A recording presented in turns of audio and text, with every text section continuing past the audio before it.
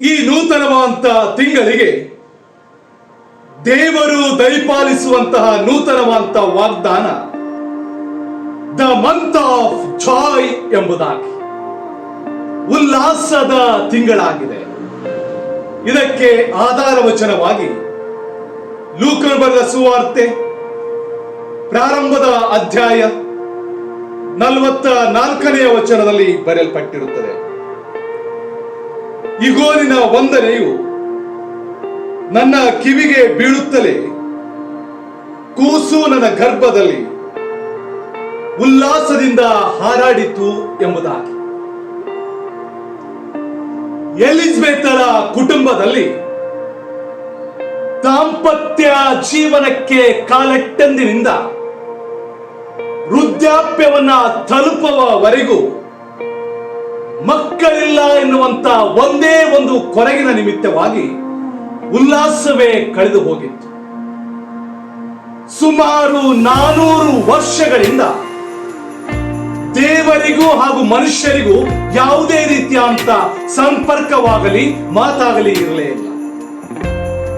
400 ವರ್ಷಗಳ ತರುವಾಯ ದೇವರು ಎಲಿಜಬೆತರ ಜೀವನದಲ್ಲಿ, ಜಕರಿಯನ ಜೀವನದಲ್ಲಿ ಮಾತಾಡುವುದರ ಮೂಲಕವಾಗಿ ಅವರ ಜೀವನದಲ್ಲಿ ಹೊಸದಾದಂತ ಉಲ್ಲಾಸವನ್ನ ತರುವಂತ ಕಾರ್ಯವನ್ನು ಮಾಡ್ತಾರೆ.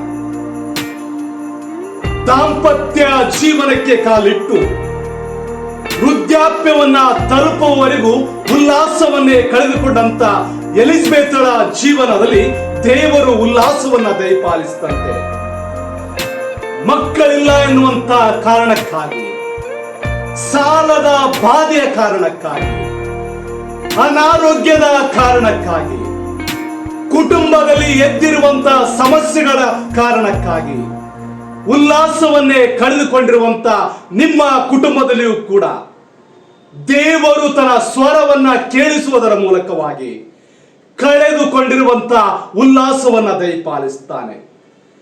ಕಳೆದ 11 ತಿಂಗಳುಗಳಿಂದ ಯಾವುದಕ್ಕೋಸ್ಕರವಾಗಿ ನೀವು ಪರಿತಪಿಸ್ತಾ ಇದ್ದೀರೋ ಅದನ್ನೇ ಈ ನೂತನವಾದಂತ ತಿಂಗಳಲ್ಲಿ ದಯಪಾಲಿಸುವುದರ ಮೂಲಕ ಹೊಸ ಉಲ್ಲಾಸವನ್ನ ನಿಮ್ಮ ಕುಟುಂಬದೊಳಗೆ ಯೇಸು ತರುತ್ತಾನೆ.